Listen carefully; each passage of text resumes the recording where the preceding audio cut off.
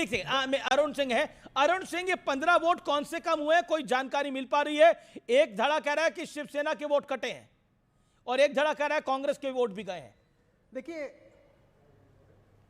देखिए अब किसके वोट गए ये तो इंडिया गठबंधन को आपस में बैठ के तय करना पड़ेगा, उनको देखना पड़ेगा, उनके जो पोलिंग एजेंट थे उनको देखना पड़ेगा, उनके जो काउंटिंग एजेंट थे वो बता सकते हैं। लेकिन इतना तय है कि जयराम रमेश ने ट्वीट किया था कि 315 सांसद उनके साथ थे, समूचा विपक्ष एकजुट था, एक साथ वोट करने आया, लेकिन सिर्फ 300 वोट मिले। इसका मतलब है कि 15 सांसदों ने विपक्ष के क्रॉस वोटिंग की है। अब उसमें कांग्रेस के कितने हैं, शिवसेना के कितने हैं, ये देखने वाली बात होगी। लेकिन विपक्ष को बहुत बड़ा धक्का तो नहीं लगा, जैसा कि एनडीए के सूत्र कह रहे थे कि 40 से 50 वोटरों ने क्रॉस वोट किया है। तो एक राहत की बात है कि सिर्फ 15 ने किया है, लेकिन 15 ने भी किया है, तो ये राहत की बात है। एक धक्का है। ओके अरुण सिंह, देखिए आप कह रहे हैं राहत की बात है, 15 वोट इंडिया अलायंस के कम हो गए हैं।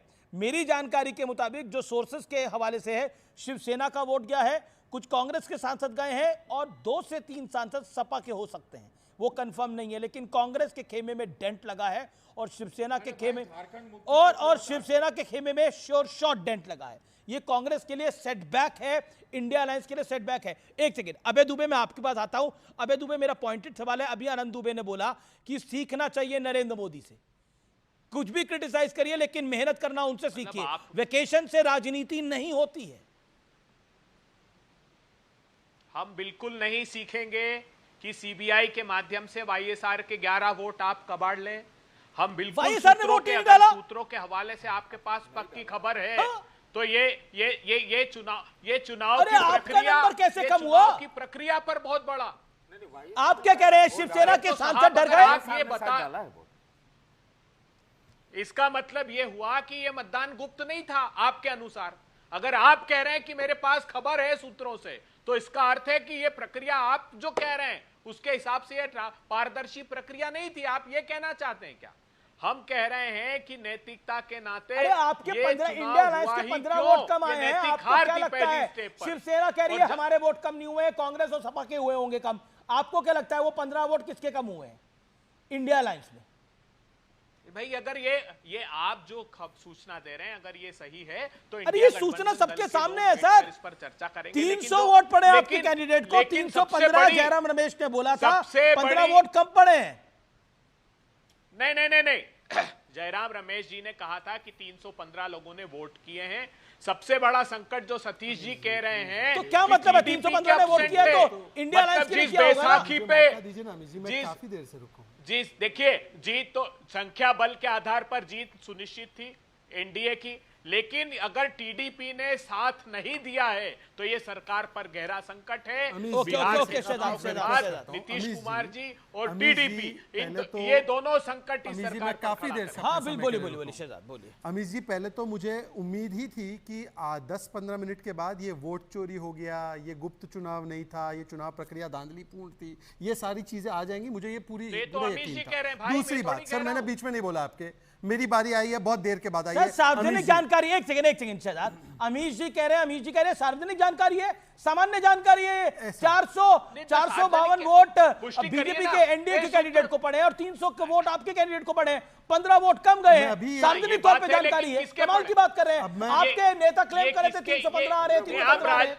ये सार्वजनिक जानकारी है। आप राजनीतिक दल बता रहे हैं ना, इसलिए कह रहा हूं कंप्लीट तो करने दो आप राजनीतिक दल का कंप्लीट तो करने दीजिए सर। ये क्या तरीका है? हम तो आकलन लगा रहे हैं, हमारा काम है आकलन लगाना कि शिवसेना के कम हुए, सपा के कम हुए, कांग्रेस के कम हुए, तीनों में से एक के तो कम हुए ही है। ओके, अभी इससे पहले 2-4 घंटे पहले की बाइट सुनाओ। संजय राउत का बाइट था कि आज हमारे फेवर में क्रॉस वोटिंग होने वाली है, तो वो सीबीआई से डरा रहे थे क्या लोगों को?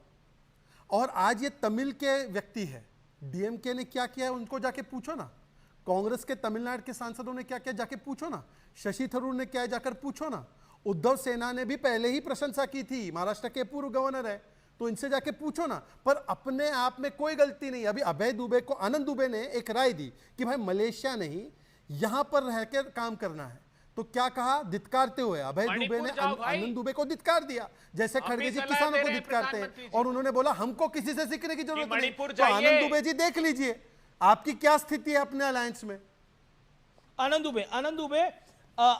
दुबे मैं आपका रुख करता हूं और मेरा सवाल यह है, यही वोट चोरी की गाथा आप लोग जनरल चुनाव में भी करते हैं, अब आपके सामने आपने बोला 315 वोट हमारे पक्ष में आएंगे, लेकिन आए 315। बैलेट से हुआ है ये चुनाव, तो ईवीएम का रोना भी नहीं रोक सकते, उसमें भी 15 वोट कम हुए हैं। इंडिया अलायंस में सेंध लगी है, ये डिनाइड फैक्ट नहीं है, एक्सेप्टेड। अमीश भाई बिल्कुल एक्सेप्ट कर रहे हैं, बहुत ही चिंता का विषय है।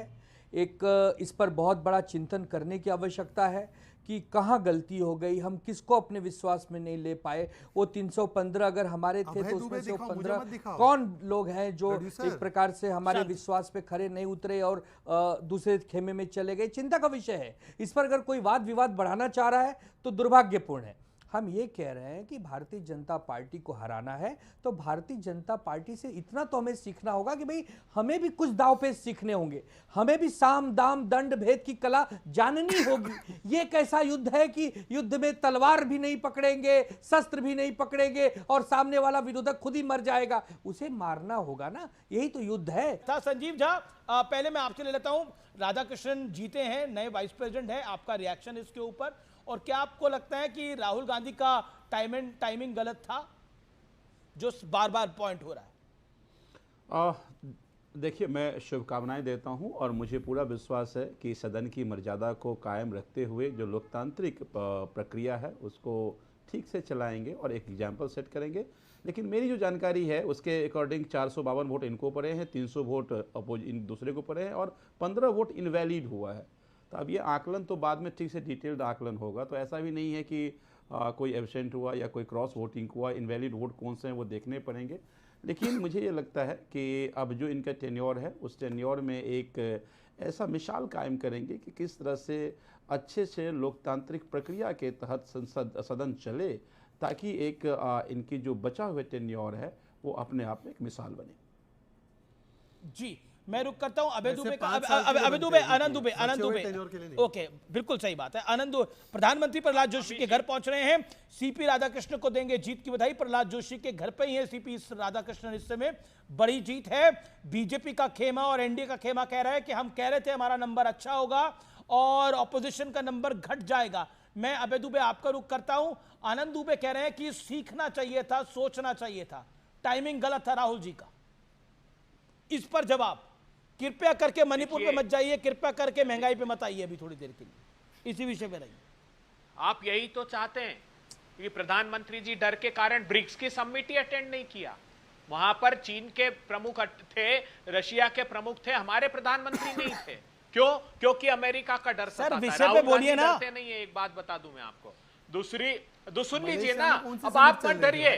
मैं कह रहा हूं कि हम बधाई देते हैं उपराष्ट्रपति जी को, उपराष्ट्रपति जी को बधाई देते हैं और हम कामना करते हैं कि वो साहस दिखाएंगे निष्पक्षता से सदन चलाने का। जैसे भारतीय जनता पार्टी दबाव की राजनीति करती है, जिन परिस्थितियों में पुराने उपराष्ट्रपति जी को इस्तीफा देना पड़ा, वो स्थितियां निर्मित नहीं होगी। हम सब आपके साथ खड़े रहेंगे। ये तो संघ ही है, ये राष्ट्रीय, ये आपकी जानकारी के लिए राष्ट्रीय स्वयंसेवक संघ के हैं, ये आरएसएस के हैं। राष्ट्रीय स्वयंसेवक संघ के नहीं, अब उपराष्ट्रपति हैं, बैकग्राउंड की बात कर, वो भारत के उपराष्ट्रपति हैं। लेकिन जो आनंद दुबे ने बोला, कि मोदी जी से सीखना चाहिए, उस पर आपका रिएक्शन? एक सेकंड, ऑल ऑडियोज ऑन अबे दुबे। मोदी जी से सीखना चाहिए, आनंद दुबे ने बोला। मोदी जी से नहीं सीखेंगे। मोदी जी ने दबाव, मोदी और मोदी सरकार ने दबाव बनाया, इसके लिए पूर्व ये नहीं सीखेंगे। जवाब आनंद दुबे, आपका जवाब दुबे जी को। नहीं सीखना चाहते हम। दुबे, हम दोनों भाई, अरे हम दोनों दुबे हैं, ये दुबे, दोनों दुबे जरूर एक दूसरे के दोस्त, दोनों दुबे हैं लेकिन डूबे नहीं है। एक राय दी, अब वो अभय जी नहीं, अरे लेकिन अभय दुबे जी अगर नहीं मान रहे हैं कोई बात नहीं, हम उनको मनाएंगे, वो हमारे भाई हैं, आज नहीं कल मनाएंगे। कि हमें भी तैयार होना है, हमें भी जागरूक होना है, हमें भी सक्षम होना है, एक मजबूत योद्धा बन के आना है, ताकि 2029 में हम राहुल गांधी जी को प्रधानमंत्री के रूप में देख सकें। एक इच्छा हम जाहिर करेंगे उनके सामने और हमें उम्मीद है कि हम उनको मना लेंगे कि भाई हमें भी साम दाम दंड भेद की कला जाननी होगी। आपकी बारी है। केवल एक लाइन देखिए, ऐसा है, ताउम्र यही गलती अभय करता रहा, आनंद नहीं, अभय करता रहा। धूल चेहरे पर थी पर आनंद को भी ये हड़काते रहा अभय। मैं सिर्फ इतना कहना चाहता हूँ, आखिरी बात इतनी कहना चाहता हूँ कि आज ये राष्ट्रवाद की भी जीत है और नक्सलवाद की हार है। ये राष्ट्रवाद की भी जीत है। ओके, राष्ट्रवाद की भी जीत है। ये आज इसकी भी जीत है भाई। 15 वोट तो इनवैलिड हो गए, मतलब हमारे सांसदों को वोट करना भी नहीं आता नहीं है आता, या इसके कोई क्लास और में बात नहीं है। अब अभी वहाँ के रिटर्निंग अफसर का आया है जिसमें वो कह रहे हैं कि 15 वोट आपके टच में invalid, returning officer. 15 vote invalid, ये बड़ा मुद्दा बनने वाला है। पर ये बहुत सजाद बार तैयारी हुआ है। कर लो आप। पर बहुत बार हुआ है ये तो राज्यसभा के चुनाव ये में भी कलम होता का है। खेल भी जो है ना, ऐसा मैं तो ये कह रहा हूँ कि राहुल जी क्लास लेते ना, वो तो अलग क्लास में चले गए। अरे मेरे भाई समय। तो इससे ये सिद्ध राहुल हुआ जी ना, भी क्लास लेते जैसे हमने अपनी सांसद। अरे अरे, एक मिनट सतीश सुन जी तो को लो, दिखाइए। अरे एक मिनट तो सुन तो लो।